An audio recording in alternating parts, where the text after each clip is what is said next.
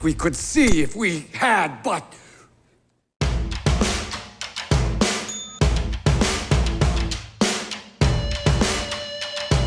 Welcome back to Tekonesia.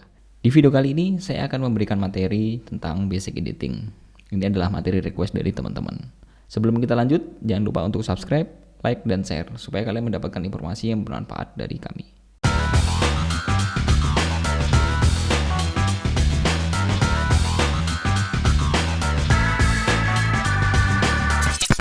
Dan sebelum kita membahas tentang software ataupun hardware-nya, alangkah baiknya kita mengerti dulu basic dari editing itu sendiri. Sebelum kawan-kawan bisa membayangkan menjadi editor profesional, bisa mengedit film, fiksi, dokumenter, video klip, video traveling, dan segala macam, mari kita bahas sejarahnya. Editing muncul setelah ada film Lumière Brothers bersaudara, berjudul La Sortie des Unis, tahun 1895. Namun masih belum dianggap melalui proses editing, dan belum sempurna, karena hanya ada gambar statis dan one-shot yang diputar secara berulang-ulang. Jadi banyak orang yang berpendapat bahwa proses editingnya masih belum sempurna. Ini dia filmnya, mari kita tonton. Ya, di sini ada satu shot di mana seorang perempuan sedang keluar dari sebuah pabrik. Bagi teman-teman yang ingin menyaksikan filmnya secara full, nanti saya akan bagikan linknya di kolom deskripsi. Kemudian ada George Mills di era tahun 1898. Yang sebenarnya apa yang mereka lakukan ini untuk kebutuhan pertunjukan sulapnya. Dan lebih dikenal George Mills ini sebagai bapak visual effect. Kenapa begitu? Mari kita simak beberapa hasil dari karyanya. Salah satunya ada A Man of Heads. Aktor itu adalah si George Mills sendiri. Dia berusaha menciptakan sebuah ilusi di mana ketika kepalanya dilepas, dia masih tetap hidup dan kepalanya masih bergerak-gerak di meja.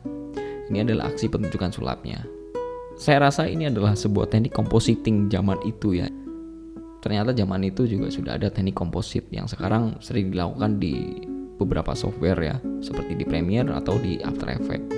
Makanya kenapa dia disebut sebagai bapak visual effect, karena dia sudah menggunakan teknik compositing di editingnya. Ada film yang kedua, judulnya A Trip to the Moon. Ini dia. Nanti saya juga akan taruh deskripsinya karena film ini agak panjang ya. Di 1902.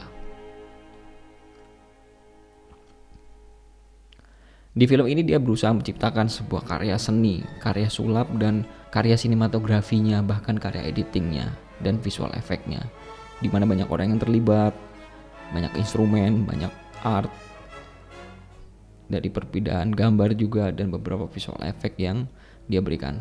Ini adalah sebuah kisah orang-orang yang akan berjalan ke bulan ya. Mungkin tur ke bulan gitu, sebagai astronot kali ya kalau sekarang. Sini banyak juga terjadi perbedaan gambar, perbedaan shot satu ke shot yang lainnya. Tidak hanya dalam satu shot.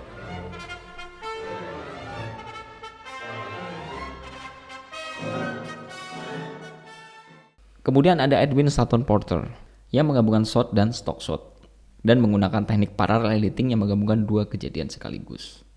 The Life of an American Fireman tahun 1903 yang bercerita tentang seorang pemadam kebakaran sedang memadamkan api. Kalau zaman dulu masih pakai kuda ya. Mungkin kalau sekarang pakai kuda, para pemadam kebakarannya sampai rumahnya sudah hangus.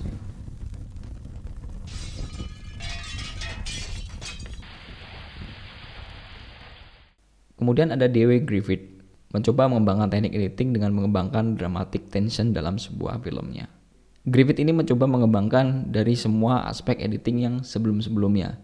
Jadi banyak orang bilang bahwa dia sebelumnya bukan penemu, tapi dia berusaha mengembangkan dari ilmu-ilmu editing yang sebelumnya dilakukan.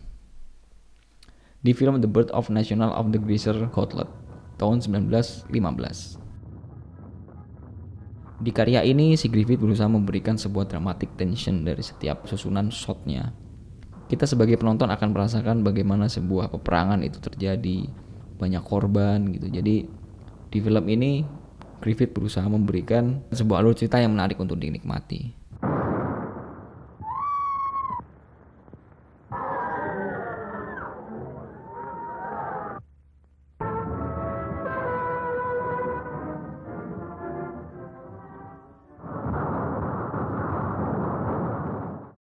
Kemudian di era tahun 1920-an, teknik editing mencapai masa puncak-puncaknya.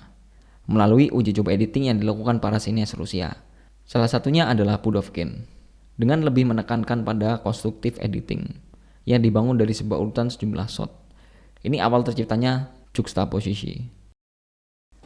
Di film Mother 1926. Di film ini sudah banyak sekali perkembangan editing dari sebelum-sebelumnya. Kalian bisa merasakan perbedaan style dan gaya editingnya mereka.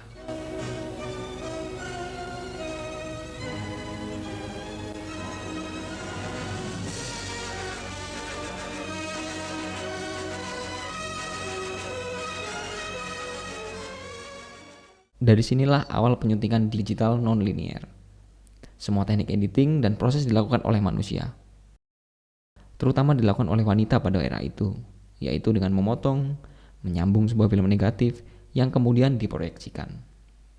Mungkin waktu itu dipotong dan disambung menggunakan selotip ya. Bisa jadi. Kemudian barulah muncul sebuah alat yang bernama Moviola, yang memungkinkan proses editing lebih cepat. Inilah sistem kerja dari Moviola. Di Moviola ini sudah lumayan canggih. Sudah ada monitor untuk preview hasil klipnya dan sudah ada alat pemotongnya.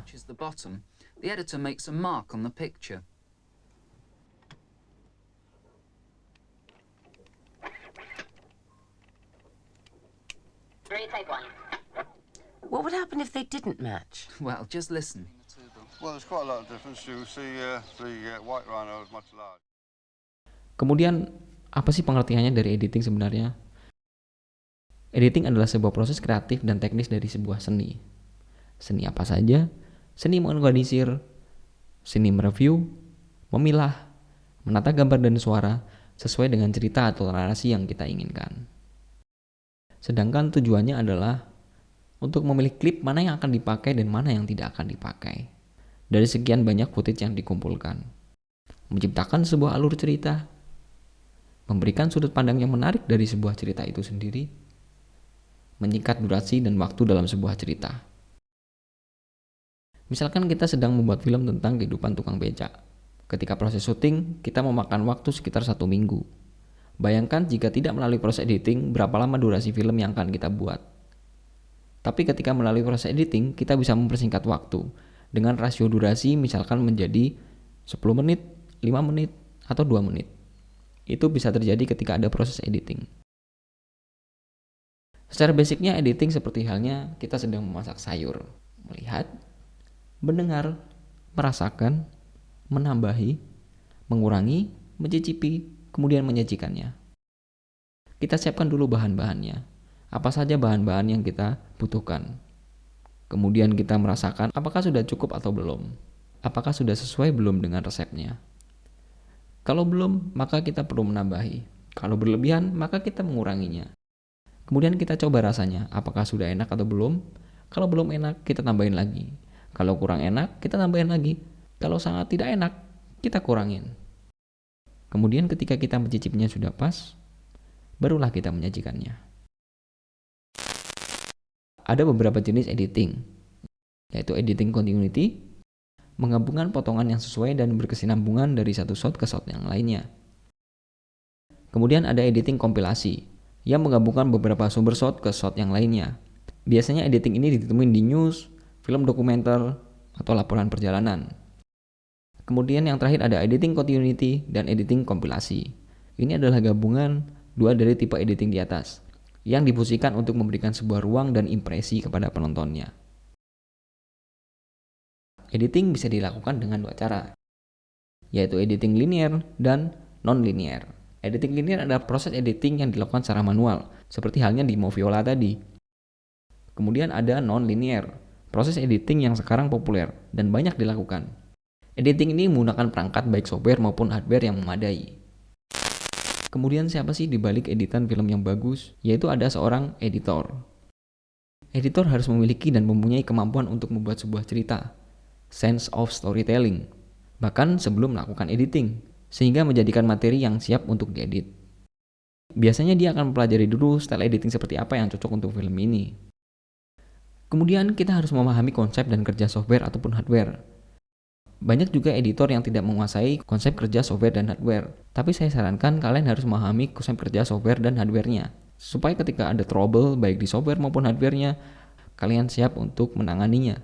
Seorang editor harus mempunyai sense art of editing, yaitu kemampuan dalam menyusun sebuah shot, kemampuan dalam menaikkan sebuah dramatic tension, supaya lebih menarik untuk dapat dinikmati. Kemudian, apa sih yang dibutuhkan oleh seorang editor? Tentunya alat. Yang pertama ada software. Sekarang sudah banyak sekali software editing, baik untuk profesional maupun untuk pemula. Ada Adobe Premiere, Avid, Final Cut, Sony Vegas, DaVinci Resolve, dan masih banyak yang lainnya. Kemudian kita butuh hardware, tentunya prosesor. Banyak sekali pilihan prosesor, baik Intel maupun AMD. Mungkin kalau Intel saya menyarankan di Core i5 sampai Core i9. Kemudian ada AMD, seperti AMD Ryzen. Yang kedua ada motherboard. Tentunya ini juga perangkat yang penting. VGA, saya sarankan memilih VGA yang kompatibel dengan hardware kalian dan juga softwarenya. Pilih yang CUDA core-nya tinggi dan clock speed-nya tinggi. Kemudian ada RAM. Untuk RAM saya sarankan juga mengikuti kompatibel dari softwarenya, karena setiap software pasti ada batasan berapa RAM minimal yang mereka harus gunakan. Mulai dari 8, 16, 32, atau 64. Monitor. Pilih monitor yang bagus dan kalibrasi warnanya juga bagus, supaya ketika kalian melakukan color grading, tidak ada warna yang terlalu kontras atau terlalu bright atau terlalu under. Untuk editor, saya sarankan punya monitor lebih dari satu. Misalkan monitor yang pertama kita buat timeline, monitor yang kedua kita buat preview, monitor yang ketiga kita buat melihat script. Kemudian ada hard disk. Untuk sistem, saya sarankan menggunakan SSD, karena berpengaruh terhadap kerja dari softwarenya. Cek juga keadaan listrik di tempat kalian, jangan sampai listriknya naik turun. Pilih power supply sesuai dengan minimum dari hardware kalian. Mari kita bahas tahap-tahap editing. Tahap pertama adalah preview konten. Dari banyak footage yang kita punya, alangkah lebih baiknya kita preview satu persatu untuk mempelajari susunan shot ataupun susunan footage yang kita terima. Berapa banyak konten yang kita miliki, apa ekstensinya, berapa banyak scene, dan lain sebagainya. Kemudian yaitu proses capturing atau importing, proses memasukkan footage kita ke dalam komputer.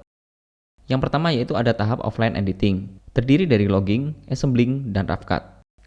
Logging adalah memasukkan klip yang sudah ada ke dalam software editing. Kemudian assembling, mengumpulkan, memilah shotnya. Ini seperti halnya memfoldering, mana folder untuk audio, mana folder untuk shot kamera 1, shot kamera 2, grafis, dan lain sebagainya.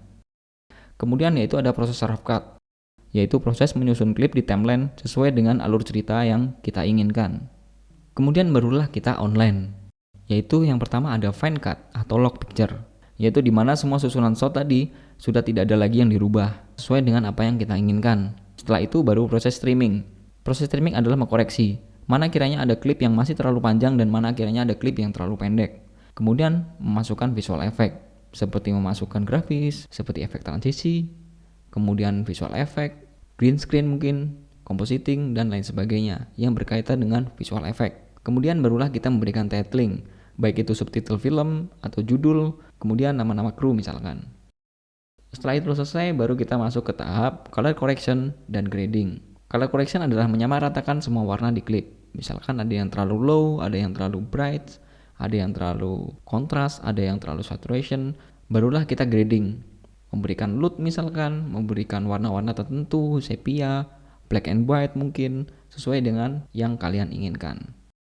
Barulah kita masuk ke audio mixing, menyamaratakan dialog, memberikan sound effect. Baru ketika semua itu sudah selesai, barulah kita mastering atau exporting. Inilah tahap-tahap dari proses editing yang sangat kompleks. Maka dari itu editor harus sabar, karena ini akan menentukan bagus atau jelekkah hasil karya kalian. Semoga kalian bisa melewati proses ini dan mendapatkan manfaat dari materi ini. Sampai ketemu di materi video editing selanjutnya. This is Rekonesia, stay brainy because science is free. You will make better filmmakers.